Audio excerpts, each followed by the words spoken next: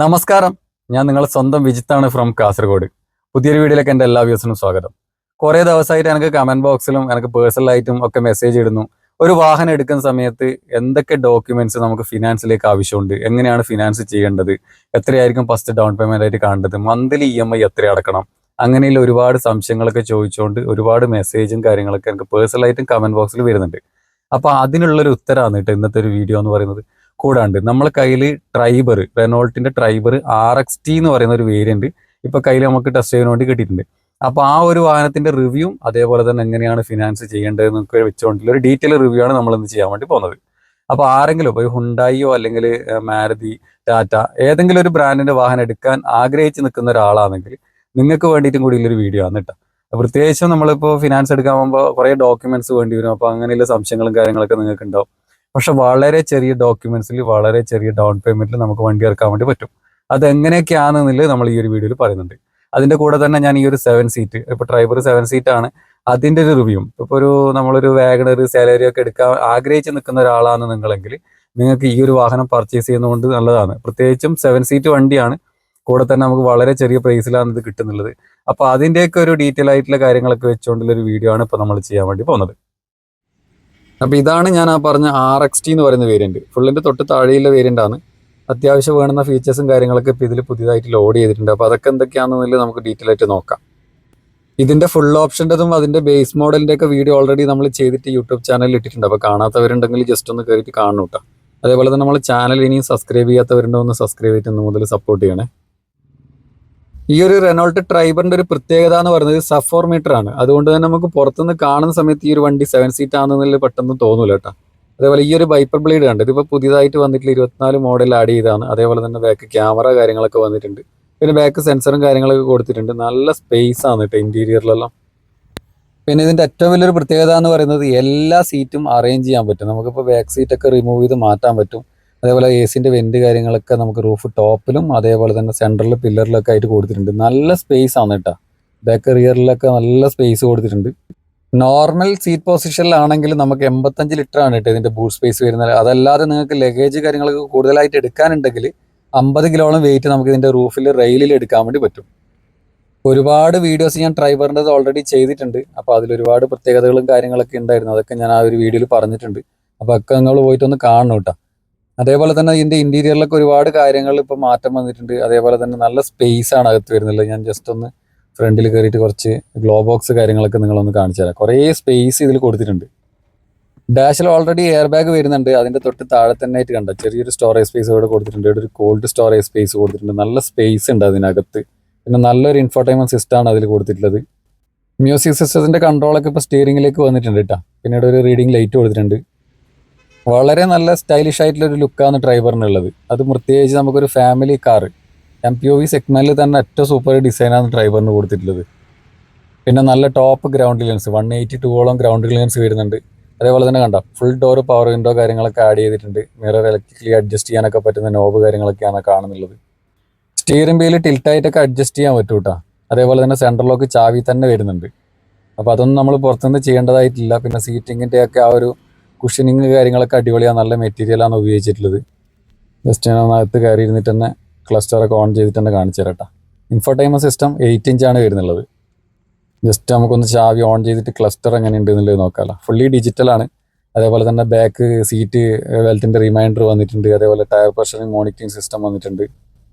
എപ്പോഴും റെനോൾട്ടിൻ്റെ കേസിൽ വരുന്ന സമയത്ത് അധികം കുറച്ച് മുമ്പേ അവർ കാര്യങ്ങൾ ചിന്തിക്കാറുണ്ട്. അപ്പോൾ ബാക്ക് സീറ്റ് റിമൈൻഡർ ഇപ്പോഴേ തന്നെ കൊടുത്തിട്ടുണ്ട് കേട്ടോ. അതിൻ്റെ ആ ഒരു ലോഗോ ആണ് ആ സൈഡിൽ കാണുന്നുള്ളത്. ഇതിൻ്റെ ഈ ഒരു റിവേഴ്സ് ഗിയറിന് ചെറിയൊരു പ്രത്യേകതയുണ്ട്. സാധാരണ നമ്മൾ മാരുതിയിലെല്ലാം ഉപയോഗിച്ചതുപോലെയല്ല. ഫസ്റ്റ് ഗിയറിന് മുകളിലേക്കായിട്ട് ലിഫ്റ്റ് ചെയ്തിട്ട് വേണം നമുക്ക് ഈ ഒരു റിവേഴ്സ് ഗിയറിലേക്ക് തട്ടാൻ വേണ്ടിയിട്ട് കണ്ട. അപ്പോൾ നമുക്കിവിടെ ഒരു ക്യാമറ ഓൺ ആയിട്ട് വന്നിട്ടുണ്ട്. ഇത് മുമ്പ് വന്ന മോഡലിൽ ക്യാമറ ഉണ്ടായിരുന്നില്ല. 2023 മോഡലിൽ ക്യാമറ ഉണ്ടായിരുന്നില്ല. 24 മോഡലിൽ ക്യാമറയും ബാക്ക് വൈപ്പറും ആഡ് ചെയ്തിട്ടുണ്ട്. ഇനി നമുക്ക് ജസ്റ്റ് ഒന്ന് ഡ്രൈവിന് എടുത്ത് നോക്കാം. ക്യാമറ നമ്മളെ ക്യാമറമാൻ ക്യാമറയാണ്. അപ്പോൾ ഇനി നമുക്ക് നോക്കേണ്ടത് ഫിനാൻസിൻ്റെ കാര്യങ്ങളൊക്കെ എങ്ങനെയുണ്ട് എന്നുള്ളതാണ്. അതാണ് ഞാൻ ഇനി ഡീറ്റെയിൽ ആയിട്ട് സംസാരിക്കാൻ വേണ്ടി പോകുന്നത്. അതുപോലെ തന്നെ ഈ ഒരു വാഹനത്തിൻ്റെ പ്രൈസുമായിട്ട് കമ്പയർ ചെയ്യുന്ന സമയത്ത് ഇത് ഭയങ്കര വാല്യൂ ഫോർ മണിയാണ് കേട്ടോ. അടിപൊളി കംഫർട്ടാണ്. നല്ലൊരു ഫാമിലി കാറാണ്. ഒരുപാട് ബൂസ്റ്റിംഗ് ഒന്നും പ്രതീക്ഷിക്കരുത്. സാധാരണ നോർമൽ ഫാമിലിക്ക് യൂസ് ചെയ്യാൻ പറ്റുന്ന അടിപൊളി കാറാണ്. ശരിക്കും ഞെട്ടിച്ചത് തന്നെ ഇതിൻ്റെ മൈലേജാണ്. ഇപ്പോൾ എടുത്തിട്ട് വരുന്ന വണ്ടിയാണ്. ആ ഒരു വണ്ടിയുടെ മൈലേജ് നിങ്ങൾ കണ്ടു കഴിഞ്ഞാൽ ഞെട്ടിപ്പോയി. ഞാനത് ലൈവായിട്ട് നിങ്ങളെ കാണിക്കട്ടെ കുറച്ച് ഓടിയതിന് ശേഷം. ഇനി നമുക്ക് ഈ ഒരു വണ്ടി വിലയിൽ നിന്ന് തന്നെ തുടങ്ങാം. എത്രയാണ് ഇതിൻ്റെ ഓൺ റോഡ് പ്രൈസ്? റോഡ് ടാക്സും ഇൻഷുറൻസും കയറി കഴിഞ്ഞാൽ ഈ ഒരു വണ്ടി നമുക്ക് 8,03,000 രൂപക്ക് ഓൺ റോഡ് പ്രൈസിൽ റോഡിൽ ഇറക്കാൻ വേണ്ടി പറ്റും. ഇപ്പം നിങ്ങൾക്ക് മനസ്സിലായില്ലേ ഞാൻ ആദ്യം പറഞ്ഞ വാഗണർ സെലേറിയൻ്റെ ഒക്കെ പൈസക്ക് നമുക്കൊരു 7 സീറ്റ് വണ്ടി എടുക്കാൻ വേണ്ടി പറ്റുന്നുള്ളത്. ഇനി ലോണിലാണ് ഈ ഒരു വണ്ടി ഇറക്കേണ്ടതെങ്കിൽ എന്തൊക്കെ ഡോക്യുമെന്റ്സ് വേണം? 7 മാസത്തെ ബാങ്ക് സ്റ്റേറ്റ്മെന്റ് ലേറ്റസ്റ്റ് ആയിട്ടുള്ള ആധാർ കാർഡ്, പാൻ കാർഡ്, ഒരു പാസ്പോർട്ട് സൈസ് ഫോട്ടോ, വീടിന്റെ land tax copy. Land tax കോപ്പിയിൽ കറണ്ട് ബില്ലായാലും മതി. ഇത്രയും ഡോക്യുമെന്റ്സ് ഉണ്ടെങ്കിൽ നിങ്ങൾക്ക് ലോൺ റെഡിയായി. 720 സിബിൽ സ്കോർ ഉണ്ടായിരിക്കണം. ഇനി നിങ്ങളൊരു സാലറീഡ് ആണെന്ന് വിചാരിക്കും, ഒരു ഗവൺമെന്റ് എംപ്ലോയി അല്ലെങ്കിൽ വേറെ ഏതെങ്കിലും പ്രൈവറ്റ് സ്ഥാപനത്തിൽ സാലറീഡ് ആണ്, സാലറി സ്ലിപ്പ് നിങ്ങളുടെ കയ്യിലുണ്ടെങ്കിൽ മാക്സിമം ഫണ്ടിങ്ങിൽ നിങ്ങൾക്ക് വണ്ടി ഇറക്കാൻ പറ്റും. റോഡ് ടാക്സ് മാത്രം നിങ്ങൾ കണ്ടാൽ മതി. ഒരു 1 lakh ആണ് നിങ്ങൾ കൊടുക്കാൻ ഉദ്ദേശിക്കുന്നതെങ്കിൽ നമ്മളിപ്പോൾ ഈ ഒരു RXT എന്ന് പറയുന്ന വേരിയൻറ്റ് നിങ്ങൾ എടുക്കുന്നുണ്ടെങ്കിൽ 7 വർഷം വരെ നമുക്ക് ലോൺ ചെയ്യാൻ വേണ്ടി പറ്റും. 7 വർഷത്തേക്ക് ലോൺ ചെയ്യുമ്പോൾ എത്രയാണ് EMI ഉണ്ടാവുക? 11,500 രൂപ നിങ്ങൾക്ക് EMI വരും മന്ത്ലി. 7 വർഷത്തേക്ക് ലോൺ ചെയ്യുന്നുണ്ടെങ്കിൽ 7 ലക്ഷം രൂപ ലോൺ എടുക്കുന്നുണ്ടെങ്കിൽ. അതും ബാങ്ക് റേറ്റിലാണ് കേട്ടോ ഞാൻ പറഞ്ഞത്, ഫ്ലാറ്റ് റേറ്റ് അല്ല, ഡിമിനിഷിങ് റേറ്റിലാണ് ഞാൻ പറഞ്ഞിട്ടുള്ളത്. ഏകദേശം ഒരു ബാങ്ക് റേറ്റ് ഒക്കെ വരുമ്പോൾ 9.9, 10 ആ റേഞ്ചിലൊക്കെ ആയിരിക്കും ഉണ്ടാവുക. ഏറ്റവും മാക്സിമം എന്നുള്ള റേറ്റിലാണ്, അതിന് താഴോട്ട് വരാനേ സാധ്യതയുള്ളൂ. ഇവിടെയും ഒരു കൺഫ്യൂഷൻ വരാനുള്ള സാധ്യത എന്ന് പറയുന്നത് ഒന്ന് ഫ്ലാറ്റ് റേറ്റ്, അതേപോലെ ഡിമിനിഷിങ് റേറ്റിലാണ് ബാങ്കൊക്കെ ചെയ്യുന്നുള്ളത്. അതിലാകുമ്പോൾ നിങ്ങൾക്ക് 1 year കഴിഞ്ഞാൽ ലോൺ ക്ലോസ് ചെയ്യുന്ന സമയത്ത് അവിടം വരെയുള്ള ഇൻട്രസ്റ്റ് റേറ്റ് വെച്ചിട്ട് അവർ ക്ലോസ് ചെയ്യും. അതല്ല നിങ്ങളൊരു ഫ്ലാറ്റ് റേറ്റിലാണ് ഫിനാൻസ് ചെയ്യുന്നതെങ്കിൽ ഈ ഒരു 1 year കഴിഞ്ഞിട്ട് നിങ്ങൾ അടക്കുന്ന സമയത്ത് അവർ 5 കൊല്ലത്തെയും ഇൻട്രസ്റ്റ് റേറ്റ് അവർ വാങ്ങിക്കാൻ സാധ്യതയുണ്ട്. അതാണ് ഫ്ലാറ്റും അതേപോലെ ഡിമിനിഷിങ്ങും തമ്മിലുള്ള ഒരു വ്യത്യാസം എന്ന് പറയുന്നത്.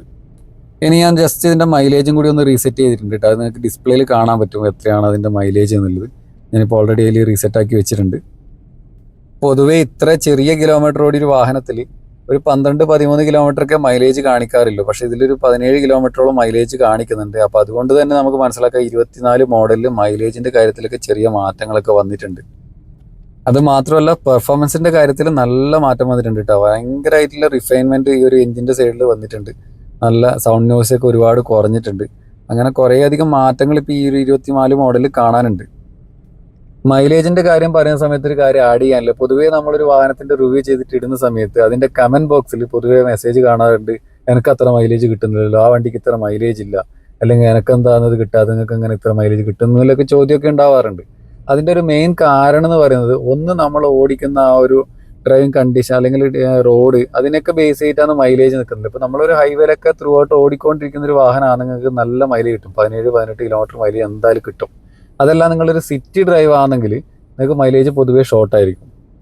ഇനിയിപ്പോൾ അതല്ലാതെ നിങ്ങൾ ഹൈവേയിൽ തന്നെ ഓടുന്ന ഒരാളാണെങ്കിലും ചില കേസിലൊക്കെ നമ്മൾ വണ്ടി സൈഡാക്കി വെച്ചിട്ട് ഫോണിൽ AC ഒക്കെ ഇട്ടിട്ട് ഫോണിൽ സംസാരിച്ചുകൊണ്ടിരിക്കുന്ന സമയത്ത് വണ്ടിയിൽ ഫ്യൂല് കത്തുന്നുണ്ട്. അങ്ങനെ ചിലപ്പോൾ വേറെ എന്തെങ്കിലും ആവശ്യങ്ങൾക്ക് വേണ്ടി വണ്ടി സ്റ്റാർട്ടിങ്ങിൽ ഇട്ട് വെക്കും. ആ സമയങ്ങളിലൊക്കെ ഫ്യൂല് കത്തുന്നുണ്ട്, പക്ഷെ നമുക്ക് മൈലേജ് ഷോർട്ട് വരുന്നുണ്ട് എന്ന് തോന്നുന്നത് അങ്ങനെയുള്ള സാഹചര്യങ്ങളിലാണ്. അപ്പോൾ ഇങ്ങനെയുള്ള സാഹചര്യങ്ങളൊക്കെ കാരണമാണ് മെയിനായിട്ട് മൈലേജ് ഷോർട്ട് വരാനുള്ള മെയിൻ കാരണം എന്ന് പറയുന്നത്. അപ്പോൾ നിങ്ങൾ അതൊന്ന് ജസ്റ്റ് ആലോചിച്ച് നോക്കുക, നിങ്ങൾ വണ്ടി ഓടിക്കുന്ന സമയത്ത് ഇങ്ങനെയൊക്കെ വരാറില്ല എന്നുള്ളത്. ഇപ്പോൾ ഹൈവേയിൽ ഓടുന്ന വണ്ടികൾക്ക് മെയിൻ ഈ പറയുന്ന ത്രൂ ഔട്ട് ഓടിക്കൊണ്ടിരിക്കുന്ന വണ്ടികൾക്ക് എന്തായാലും നല്ല മൈലേജ് ഉണ്ടാവും. പിന്നെ അതേപോലെ തന്നെ ഇപ്പോൾ ഈ പറയുന്ന 60 കിലോമീറ്റർ 65 കിലോമീറ്റർ സ്പീഡിൽ നമുക്ക് ഓടാൻ വേണ്ടി ശ്രമിക്കുക. അതേപോലെ ഒരു 4th ഗിയറിൽ തന്നെ ഡ്രൈവ് ചെയ്യുന്ന സമയത്ത് കുറച്ചും കൂടി മൈലേജ് കിട്ടാൻ സാധ്യത കൂടുതലായിട്ട് കാണാറുണ്ട്. അത് എനിക്ക് തോന്നിയിട്ടുള്ളൊരു കാര്യമാണ്. നിങ്ങൾക്ക് വേണമെങ്കിൽ ടെസ്റ്റ് ചെയ്ത് നോക്കാവുന്നതാണ്. പിന്നെ നിങ്ങളൊരു അഭിപ്രായമാണെങ്കിൽ കമൻറ്റ് ബോക്സിലും കൂടി രേഖപ്പെടുത്താവുന്നതാണ്. പിന്നെ ഫിനാൻസ് ചെയ്യുന്ന സമയത്ത് മറ്റൊരു കാര്യം ശ്രദ്ധിക്കാനുള്ളത്, ഒരു 55 വയസ്സിന് താഴെ ഉള്ള സമയത്ത് തന്നെ ലോണ് കാര്യങ്ങളൊക്കെ ചെയ്തിട്ട് വണ്ടി എടുക്കാൻ വേണ്ടി ശ്രമിക്കുക. 60 വയസ്സൊക്കെ കഴിഞ്ഞ് കഴിഞ്ഞാൽ പിന്നെ നമുക്ക് ലോണ് കാര്യങ്ങളൊന്നും ചെയ്യാൻ പറ്റില്ല, ഫിനാൻസും കാര്യങ്ങളൊന്നും ചെയ്തു തരില്ല. അപ്പോൾ ആ ഒരു കാര്യം കൂടി നോട്ട് ചെയ്യണം. അങ്ങനെയുള്ള സാഹചര്യങ്ങളൊക്കെ വരുന്ന സമയത്ത് നമുക്ക് ഒരാളെ ഗ്യാരണ്ടറായിട്ട് കൂടി അഡീഷണലി വെക്കേണ്ടതായിട്ടുണ്ടാവും. എന്നാലും ഏജ് ലിമിറ്റിന് അങ്ങോട്ട് കയറി കഴിഞ്ഞാൽ പിന്നെ ഫിനാൻസ് ഒക്കെ ചെയ്യാൻ വലിയ പ്രയാസമായിരിക്കും. പിന്നെ ഒരു കാര്യം കൂടി ശ്രദ്ധിക്കാനുള്ളത്, പല ആൾക്കാർക്കും അറിയില്ല, ഫിനാൻസ് ആയിക്കഴിഞ്ഞാൽ, ഫിനാൻസ് എടുത്തു കഴിഞ്ഞാൽ ഒരു കാരണവശാലും മന്ത്ലി EMI തെറ്റരുത്. ഒരു അടവ് പോലും മിസ്സാവാത്ത രീതിയിൽ കറക്റ്റ് അടവ് പോകുന്ന രീതിയിൽ ശ്രദ്ധിക്കുക. എന്തെങ്കിലും ഒരു മിസ്സിങ് വന്നു കഴിഞ്ഞാൽ സിബിലിലേക്ക് കയറാൻ വേണ്ടി സാധ്യത, പിന്നീട് നിങ്ങൾക്ക് ഒരു ലോണ് കാര്യങ്ങളൊന്നും ചെയ്യാൻ വേണ്ടി പറ്റില്ല. അപ്പോൾ ഇങ്ങനെയൊക്കെയാണ് ഇതുമായി ബന്ധപ്പെട്ടുള്ള കുറച്ച് കാര്യങ്ങൾ എന്ന് പറഞ്ഞാൽ എല്ലാം നിങ്ങൾക്ക് മനസ്സിലായിട്ടുണ്ടാവുമെന്ന് വിചാരിക്കുന്നു. എന്തെങ്കിലും ഡൗട്ട് ഉണ്ടെങ്കിൽ കമൻറ്റ് ബോക്സിൽ മെസ്സേജ് ആയിട്ട് ഇടുക.